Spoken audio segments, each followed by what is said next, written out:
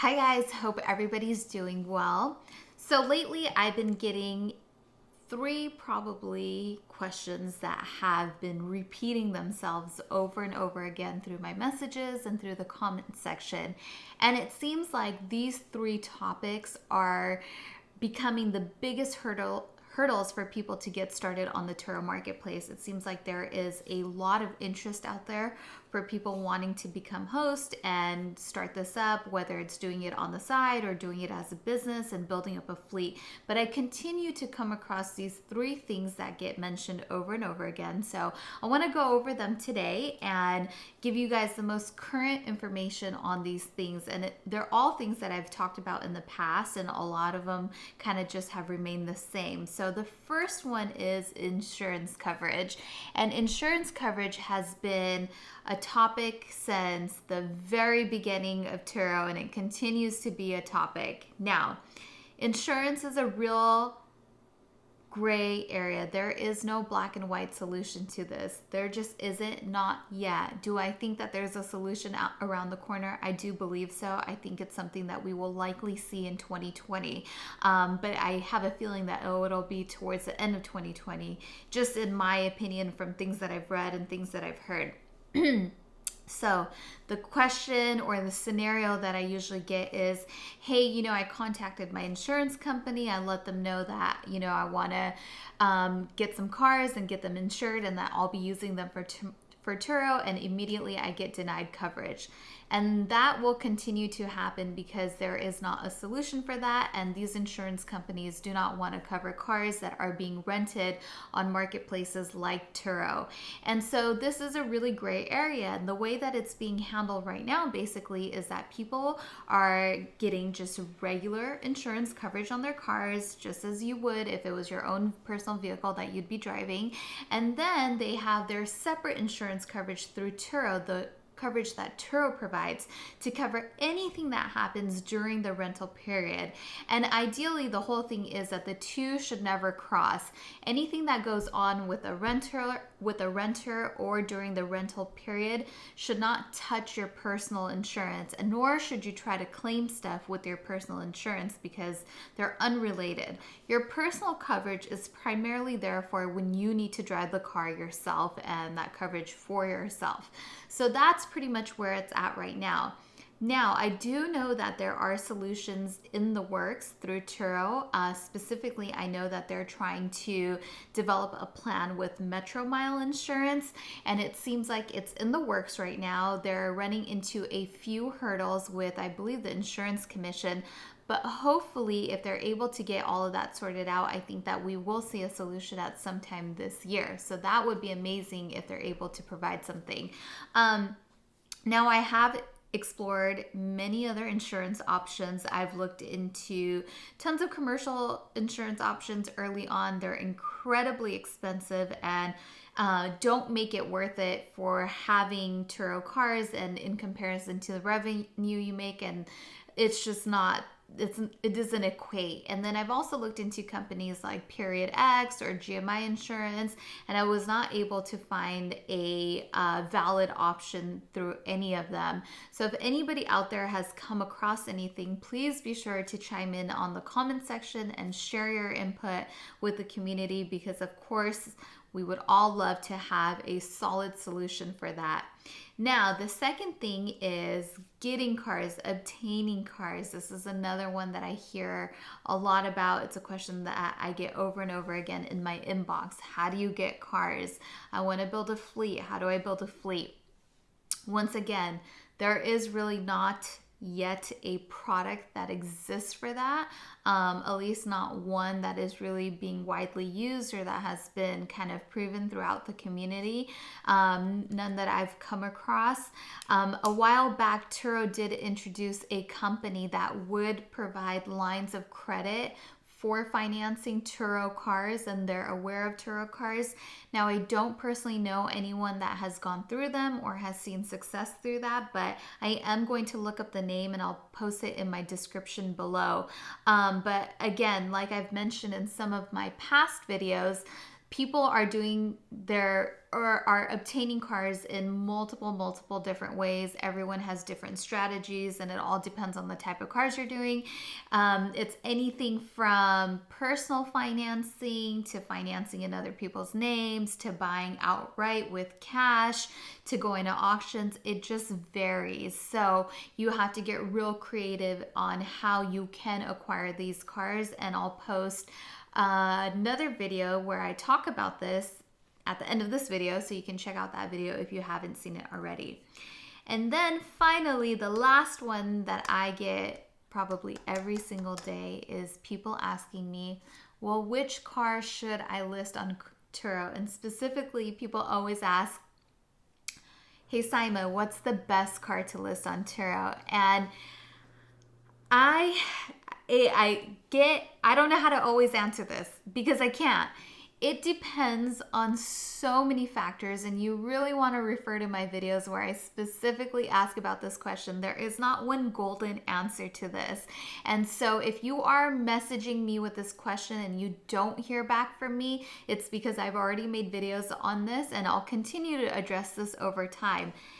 But which car you should list is an arbitrary question. It depends on which area you're in. It depends on what your buying power is. It depends on which market you're trying to serve, and if that market even exists where you are.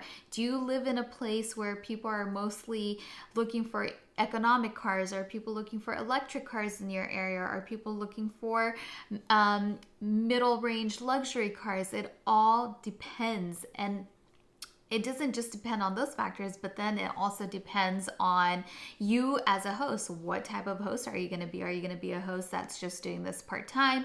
Are you going to be somebody who's doing this full-time and is going to be extremely aggressive and really manage your listing well and have your car be available? All these things factor in when it comes to choosing a car. And then it also comes down to finding the right deal. So you do have to do quite a bit of homework and research to figure that out. And if you go to my channel's homepage and watch my series of videos called How to Get Started on Turo, it's an 8-step process. I break that down on exactly how to do that and how to find the car that you're looking for. So you really have to put in that effort, because let's just say, I come back and I tell you, oh, the best car to list is a Corvette Stingray, a C7, a 2018. And you go and you get that car, but you're not really dedicated to doing this full time and you're just doing it on the side, and there are some weekends where you want to use the car, and so you have the best car but it's not yielding you the best results. So it doesn't matter if you have the best car if you're not going to really market it well and list it well. You can have any car and have the same results. So it depends on all of these factors. And so in conclusion to all of this, if you have doubts about insurance, you are struggling to figure out on how to finance cars, you can't figure out which car to list, here's what I would say. I would say just take a little bit of time, do some homework, do your due diligence, and figure out which cars you can list. Figure out how you can obtain them with the resources that you have, with the buying power that you have, maybe with the people that are in your life, people who can help you out, or if you're able to buy them outright, look into auctions, look into dealerships in your areas, look for good deals. There's just so many ways to go about this, but you have to put in the time to do it. And then finally, with insurance, I would say if that is your holdup in regards to getting into the market, I don't think that you should let that hold you back. See, the thing with marketplaces is that they are still such a new way of doing business. I mean, we can see kind of all the things that are going on around us. There's still so many hurdles that these companies are experiencing that they're trying to work out and find solutions for. But what we do know for a fact is that operating in marketplaces is becoming the new way of doing business. It's becoming the new way of earning money. And every marketplace has a bell curve. And if you're familiar with that adoption bell curve, you know that the first 2.5% is the innovators.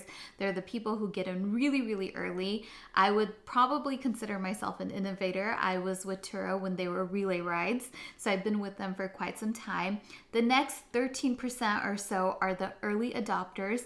So they get in when things are still new, but there's a couple of people out there that have done it, and they're seeing some proof of concept. And then finally, as the curve starts going up and starts peaking, you have your early majority, which makes up about 34% of people.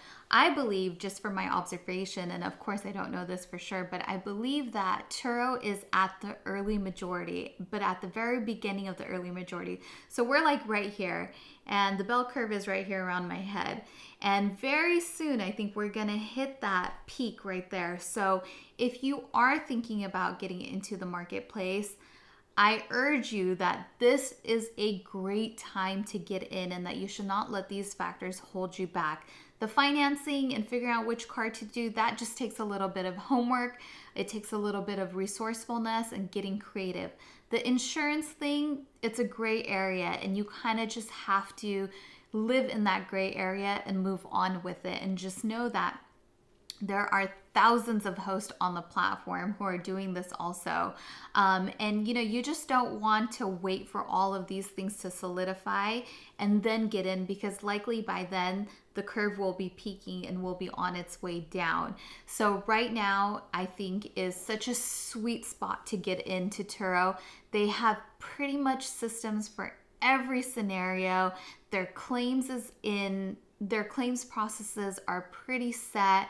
Everything's been very nicely automated. The system works well, and it's a ripe time to get in. If you wait any longer, it's going to be that much harder to compete. It's going to be that much harder to earn money, because you're going to be going up against people who have been doing this. They've built their profiles, they've built their listings, they've built their reviews, and you're going to be competing against them, and that's going to be difficult. So I just really wanted to touch upon these 3 questions that I've been getting a lot. So if you've DM'd me with these messages, or you've commented in the comment section with these categories or these subjects and I haven't gotten back to you, this is the video to answer those questions. And again, I would refer back to some of my old videos, all of which I will link, to go further into detail about insurance, about financing, and how to choose the right car. All right, guys, I hope this video finds you choking. I hope this video finds you well and it was informative for you guys. If you like this channel, please be sure to subscribe, and I will talk to you guys soon. Check out my description below for the links on the financing company and links to my other videos that touch upon these subjects in greater detail. All right, guys, as always, leave your questions and comments down below. There are so many amazing people within this community that contribute to the questions that are out there. So normally, if I'm not able to get back to you, someone else in this community will, another awesome host that's out there. All right, guys, have a great rest of your night. I'm out of here. Bye.